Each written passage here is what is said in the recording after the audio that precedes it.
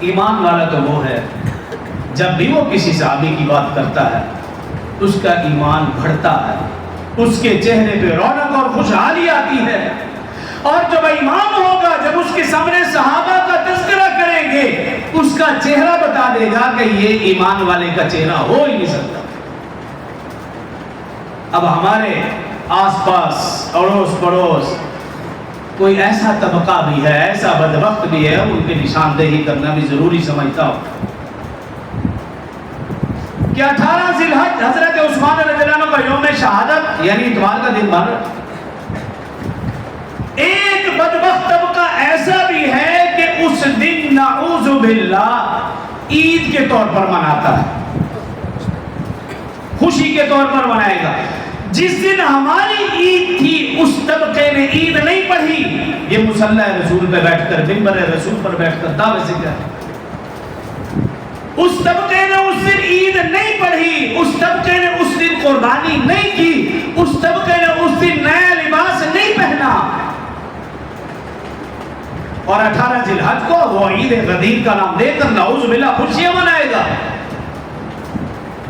مسلمانوں کے ہاں عید کے 2 تہوار ہیں بس،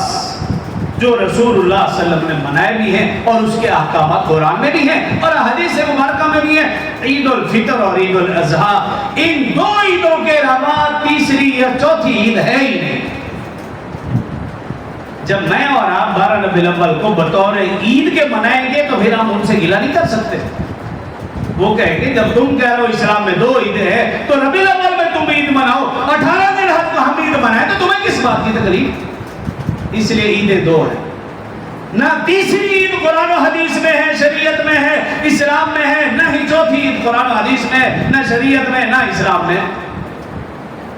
اب عید غدیر ہے کیا؟ مختصر یہ کہ رسول اللہ صلی اللہ علیہ وسلم نے حج فرمایا، حج ادا کرنے کے بعد حج سے مدینہ کی طرف واپسی ہے،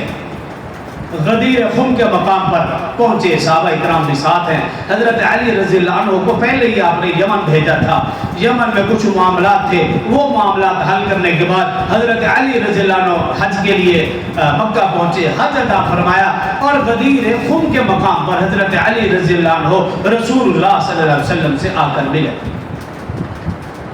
اب حضرت علی رضی اللہ عنہ کے ساتھ کچھ حضرات ایسے تھے جنہیں حضرت علی رضی اللہ عنہ کے کچھ معاملات کے اوپر اختلاف تھا، وہ یہ سمجھ رہے تھے کہ حضرت علی رضی اللہ عنہ نے اس معاملے میں نعوذ باللہ بے انصافی کی ہے، غلط فہمی تھی،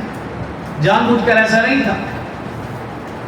اب ان لوگوں نے رسول اللہ صلی اللہ علیہ وسلم سے آ کر شکایت عرض کی، یا رسول اللہ صلی اللہ علیہ وسلم حضرت علی رضی اللہ عنہ نے ایسے ایسے کیا، ہمیں لگتا ہے کہ آپ نے حضرت علی رضی اللہ عنہ نے بے انصافی کی۔ رسول اللہ صلی اللہ علیہ وسلم نے انہیں سمجھایا اور حضرت علی رضی اللہ عنہ کی فضائل میں یہ جملہ ارشاد فرمایا، من کنت مولا فعلی مولا، فرمایا میں علی سے محبت رکھتا ہوں، تم بھی علی سے محبت رکھو۔ من کنت مولا، جس کا علی دوست، رسول اللہ صلی اللہ علیہ وسلم نے فرمایا میں بھی اسی کا دوست ہوں۔ دوسرے لفظوں میں یوں سمجھیے، جو علی سے محبت کرتا ہے حقیقت میں وہ رسول اللہ صلی اللہ علیہ وسلم سے محبت کرتا ہے، جو علی سے محبت اور بغض رکھے گویا وہ رسول اللہ صلی اللہ علیہ وسلم سے بغض رکھتا ہے۔ ہم ہر جمعے میں حدیث پڑھتے ہیں، اللہ اللہ فی اصحابی لا تتخذوهم من بعد غرضا فمن احبهم فبحبی احبهم ومن ابغضهم فببغضی ابغضهم۔ رسول اللہ صلی اللہ علیہ وسلم نے فرمایا میرے صحابہ کے بارے میں خبردار آگاہ رہو، جس نے میرے صحابہ سے محبت کی گویا اس نے مجھ سے محبت کی، جس نے میرے صحابہ سے نفرت کی بغض رکھا گویا اس نے مجھ سے بغض رکھا۔ رسول اللہ صلی اللہ علیہ وسلم نے حضرت علی کے رضی اللہ عنہ کا یہ فضائل بیان کیے۔ آج کچھ نہ سمجھ لو اس دن کی مناسبت سے اور اس حدیث کی روشنی میں وہ یہ سمجھتے ہیں کہ یہ ہمارے لیے عید کا دن ہے، حالانکہ رسول اللہ صلی اللہ علیہ وسلم کی زندگی گواہ ہے، حضرت علی رضی اللہ عنہ کی زندگی گواہ ہے، حسن حسین رضی اللہ عنہ کی